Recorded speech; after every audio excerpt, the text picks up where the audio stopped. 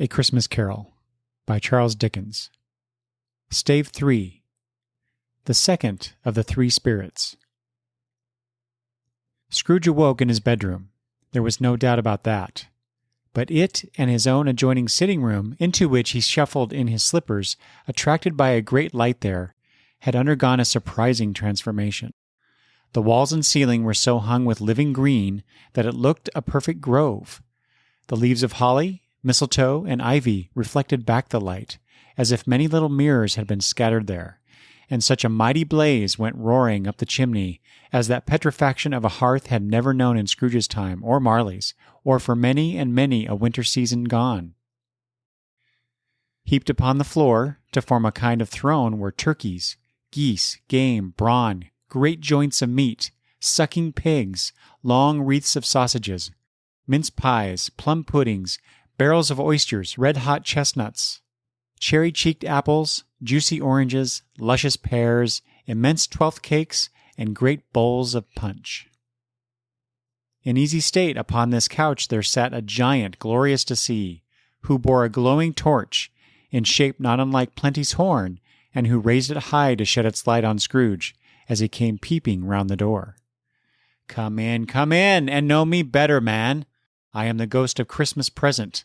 Look upon me. You have never seen the like of me before. Never. Have never walked forth with the younger members of my family, meaning, for I am very young, my elder brothers born in these late years, pursued the phantom. I don't think I have. I am afraid I have not. Have you had many brothers, Spirit? More than 1,800. A tremendous family to provide for. Spirit, conduct me where you will. I went forth last night on compulsion, and I learnt a lesson which is working now. Tonight, if you have aught to teach me, let me profit by it. Touch my robe. Scrooge did as he was told, and held it fast. The room and its contents all vanished instantly, and they stood in the city streets upon a snowy Christmas morning. Scrooge and the ghost passed on, invisible, straight to Scrooge's clerks, and on the threshold of the door the spirit smiled, and stopped to bless Bob Cratchit's dwelling with the sprinklings of his torch. Think of that. Bob had but 15 bob a week himself. He pocketed on Saturdays but 15 copies of his Christian name, and yet the ghost of Christmas present blessed his 4-roomed house. Then uprose Mrs. Cratchit, Cratchit's wife, dressed out but poorly in a twice-turned gown, brave in ribbons, which are cheap and make a goodly show for 6pence. And she laid the cloth, assisted by Belinda Cratchit, second of her daughters, also brave in ribbons, while Master Peter Cratchit plunged a fork into the saucepan of potatoes, and getting the corners of his monster shirt-collar, Bob's private property conferred upon his son and heir in honor of the day, into his mouth, rejoiced to find himself so gallantly attired, and yearned to show his linen in the fashionable park, and now 2 smaller Cratchits, boy and girl, came tearing in, screaming that outside the baker's they had smelt the goose, and known it for their own, and, basking in luxurious thoughts of sage and onion, these young Cratchits danced about the table, and exalted Master Peter Cratchit to the skies, while he, not proud, although his collars nearly choked him, blew the fire until the slow potatoes, bubbling up, knocked loudly at the saucepan lid to be let out and peeled. "What has ever got your precious father, then?" said Mrs. Cratchit. "And your brother Tiny Tim? And Martha weren't as late last Christmas Day by half an hour." "Here's Martha, mother," said a girl, appearing as she spoke. "Here's Martha, mother," cried the 2 young Cratchits. "Hurrah! There's such a goose, Martha!"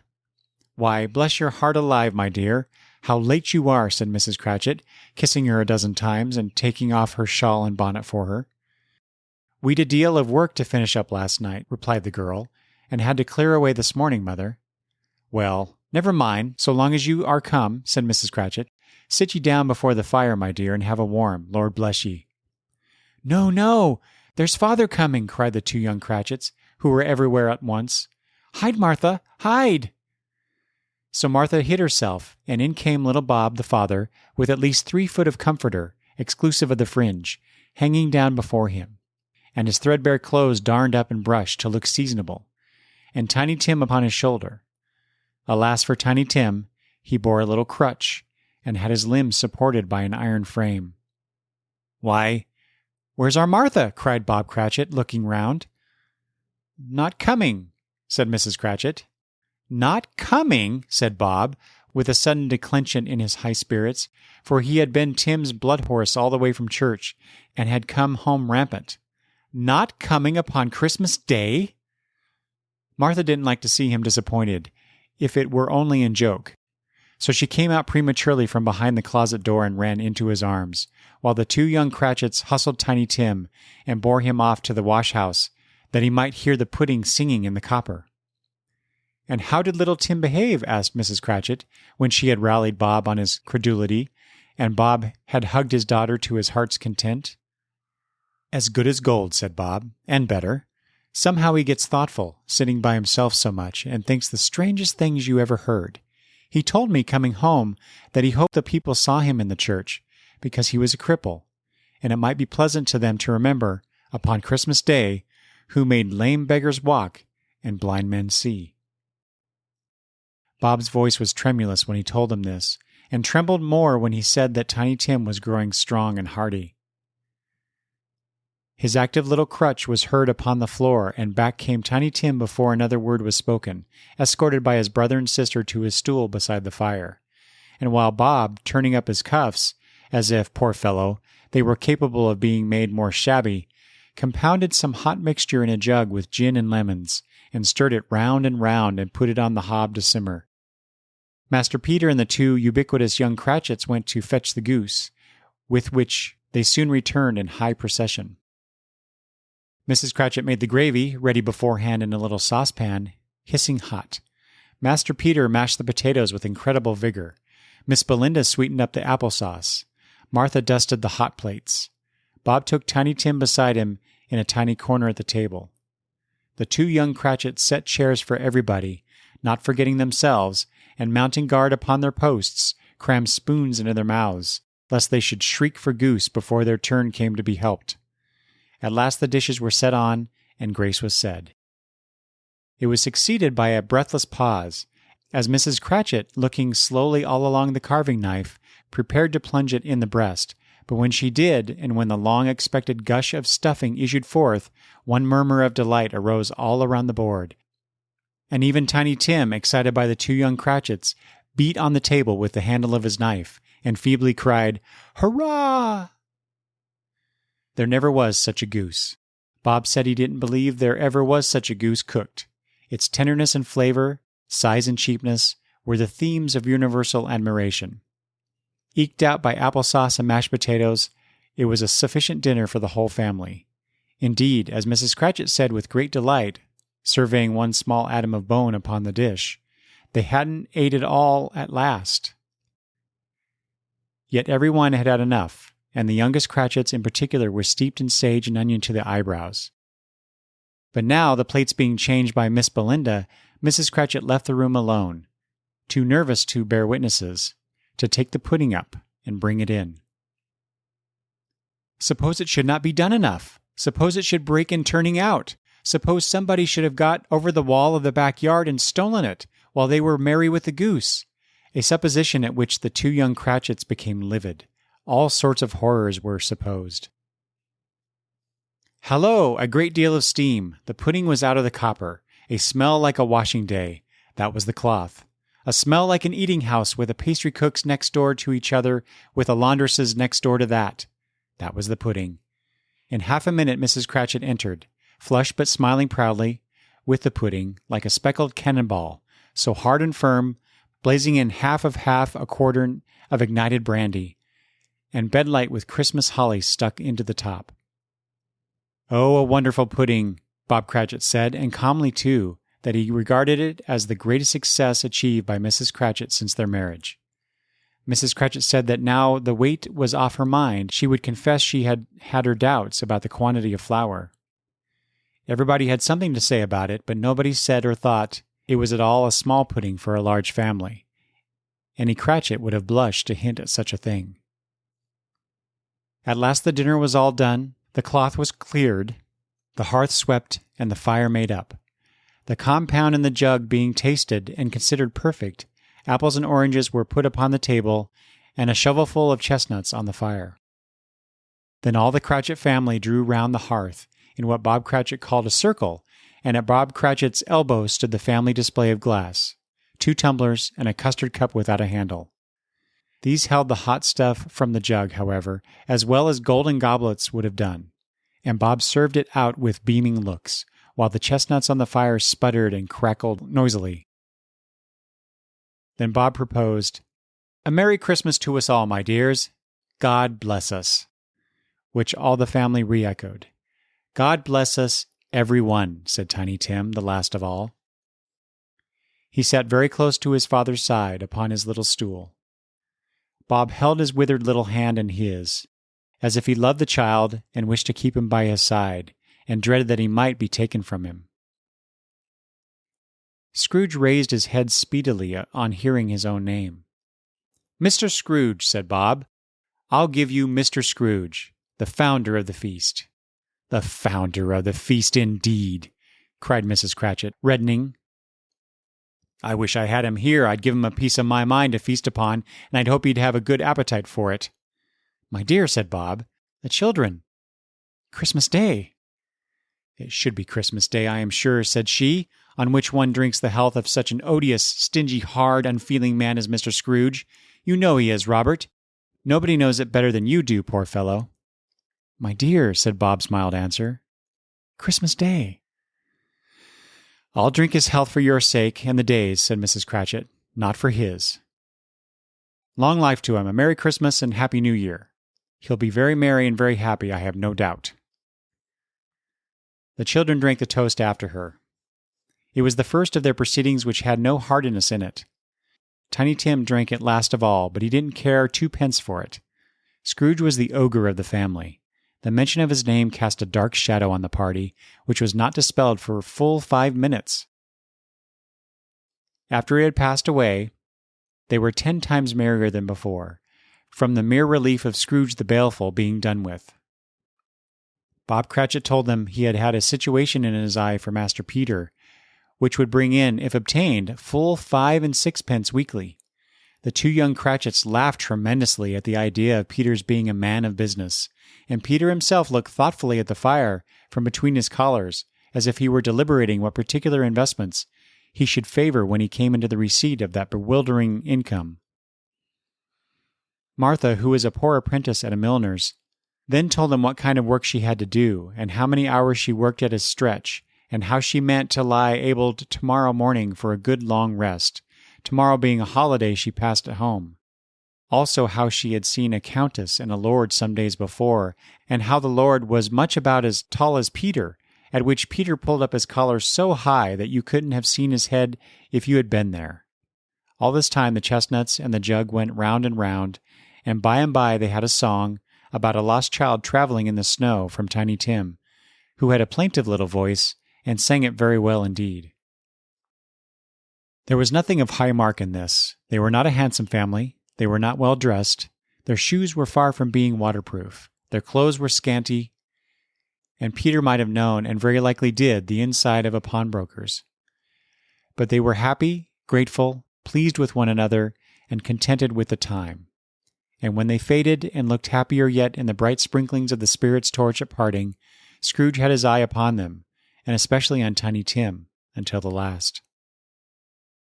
It was a great surprise to Scrooge, as this scene vanished, to hear a hearty laugh.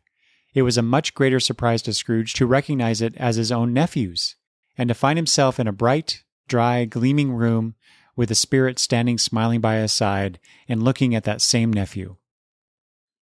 It is a fair, even-handed, noble adjustment of things, that while there is infection in disease and sorrow, there is nothing in the world so irresistibly contagious as laughter and good humor. When Scrooge's nephew laughed, Scrooge's niece by marriage laughed as heartily as he, and their assembled friends, being not a bit behindhand, laughed out lustily. "He said that Christmas was a humbug as I lived," cried Scrooge's nephew. "He believed it too." "More shame for him, Fred," said Scrooge's niece indignantly. "Bless those women, they never do anything by halves. They are always in earnest." She was very pretty, exceedingly pretty, with a dimpled, surprised-looking, capital face, a ripe little mouth that seemed made to be kissed, as no doubt it was, all kinds of good little dots about her chin that melted into one another when she laughed, and the sunniest pair of eyes you ever saw in any little creature's head. Altogether, she was what you would have called provoking, but satisfactory too. Oh, perfectly satisfactory. "He's a comical old fellow," said Scrooge's nephew. "That's the truth, and not so pleasant as he might be. However, his offences carry their own punishment, and I have nothing to say against him. Who suffers by his ill whims? Himself, always.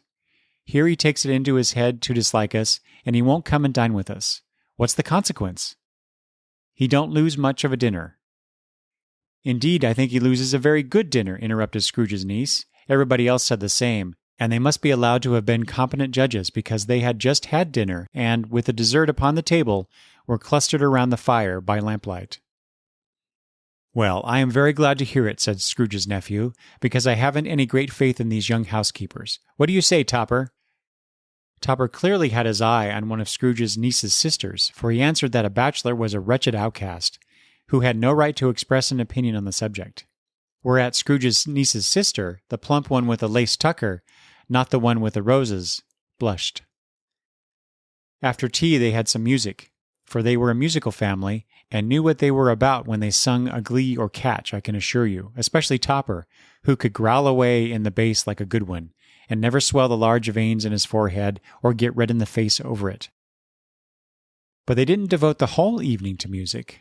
After a while they played at forfeits, for it was good to be children sometimes, and never better than at Christmas, when its mighty founder was a child himself.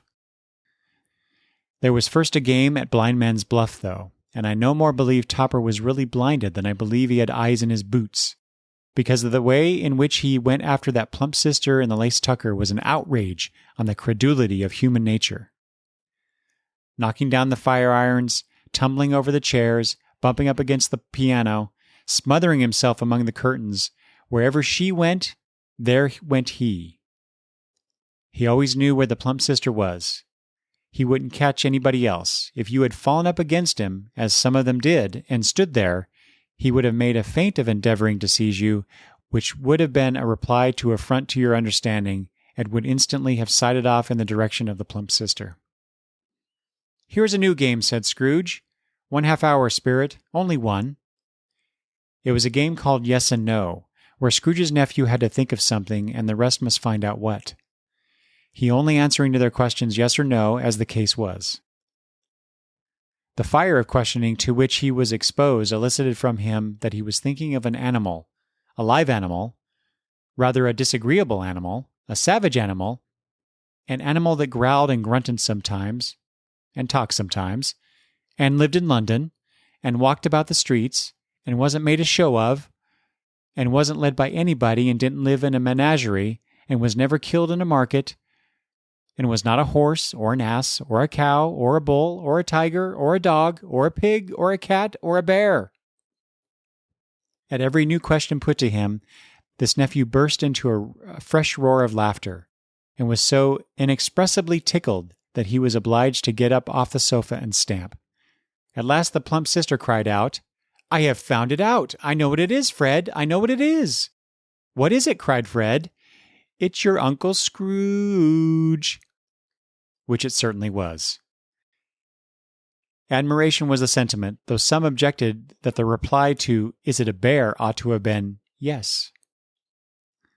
Uncle Scrooge had imperceptibly become so gay and light of heart that he would have drank to the unconscious company in an inaudible speech. But the whole scene passed off in the breath of the last word spoken by his nephew, and he and the spirit were again upon their travels. Much they saw, and far they went, and many homes they visited, but always with a happy end. The spirit stood beside sick beds, and they were cheerful, on foreign lands, and they were close at home, by struggling men, and they were patient in their greater hope, by poverty, and it was rich, in Ames house, hospital, and jail, in misery's every refuge, where vain man, in his little brief authority, had not made fast the door, and barred the spirit out, he left his blessing, and taught Scrooge his precepts. Suddenly, as they stood together in an open space, the bell struck 12. Scrooge looked about him for the ghost, and saw it no more. As the last stroke ceased to vibrate, he remembered the prediction of old Jacob Marley, and lifting up his eyes, beheld a solemn phantom, draped and hooded, coming like a mist along the ground towards him.